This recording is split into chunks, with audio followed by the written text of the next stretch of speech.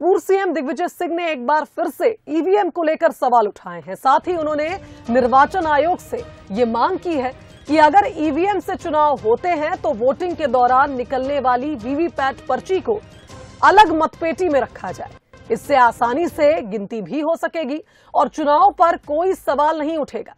बता दें कि हाल ही में आई एक रिपोर्ट में खुलासा हुआ है कि इजराइल की फर्म ने एक सॉफ्टवेयर के जरिए भारत समेत दुनिया के करीब 30 देशों में फर्जी इंटरनेट मीडिया मुहिम चलाई थी, जिससे चुनाव प्रभावित हो सके।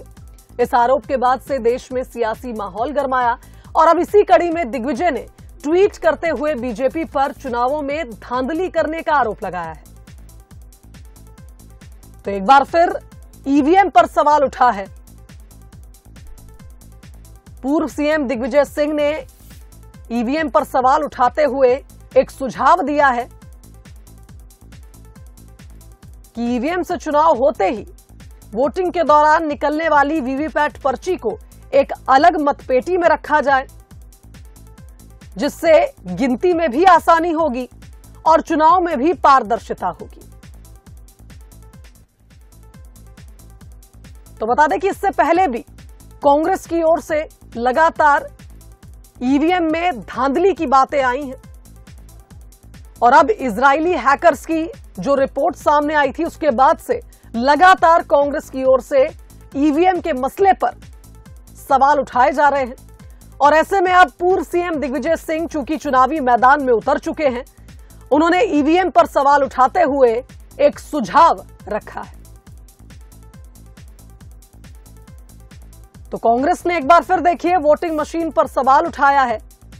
वीवीपैट स्लिप मतदाता को दी जाए, जिससे वो मतपेटी में डालें ताकि इसकी भी गिनती हो सके। यह सुझाव दिग्विजय सिंह ने दिया। इससे पहले भी फर्जी वोटिंग की बातें लगातार कांग्रेस की ओर से की गई हैं, फिर चाहे वो उपचुनाव के दौरान हुई काउंटिंग की हो। और ऐसे में आने वाले चुनाव के लिए पहले से ही दिग्विजय सिंह ने ईवीएम पर घमासान छेड़ दिया है। भारत समेत 30 देशों के चुनाव में दखल का आरोप, ऐसी रिपोर्ट सामने आई थी कि इजरायली हैकर्स रिपोर्ट्स को, इंपॉर्टेंट डॉक्यूमेंट्स को हैक कर रहे हैं। और अब कांग्रेस ने इस रिपोर्ट का हवाला देते हुए आगामी चुनाव के लिए एक सुझाव दिया है और फिर ईवीएम पर सवाल उठाया है।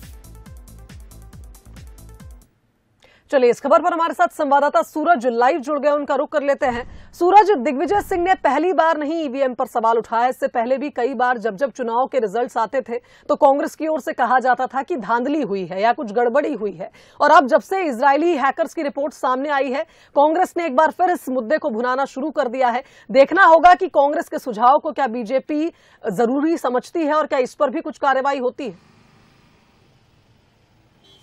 देखिए, ईवीएम हैक करने का पहला मामला नहीं है। इसके पहले भी कांग्रेस के नेता लगातार ईवीएम हैक करने का आरोप लगा चुके हैं और खासतौर से जिस तरीके से इजराइल के स्पेशल फोर्स के अधिकारी की रिपोर्ट का हवाला जो दिया जा रहा है, जो खासतौर से कई अखबारों में छपा है, मीडिया के हवाले के से दिग्विजय सिंह ने ट्वीट किया है कि किस तरीके से ईवीएम को हैक किया जा सकता है।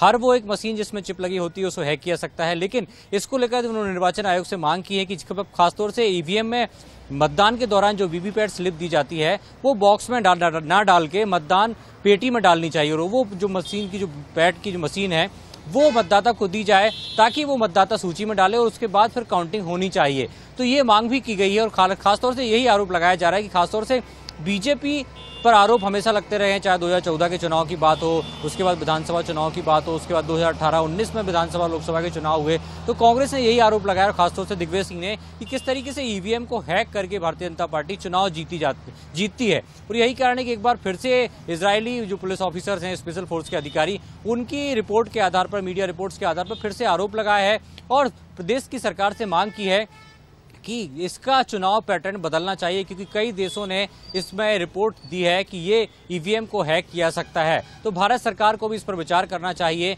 और चुनाव की प्रक्रिया में बदलाव करना चाहिए। शुभांगी, बिल्कुल सूरज, देखना होगा कि चुनाव आयोग की तरफ से इस पर क्या कुछ प्रतिक्रिया सामने आती है, क्योंकि 2 लिंक भी दिग्विजय सिंह ने अपने ट्वीट में शेयर की हैं और इसमें हम ये भी देख पा रहे हैं कि उन्होंने सीधा आरोप भी भाजपा पर लगाया है कि चुनाव में धांधली भाजपा करती आई है और ऐसे में दिग्विजय सिंह चाहते हैं कि आगामी चुनाव में किसी प्रकार की धांधली ना हो। देखना होगा कि उन्होंने जिस रिपोर्ट का हवाला दिया है क्या इस पर चुनाव आयोग एक्शन लेता है। फिलहाल धन्यवाद आपका।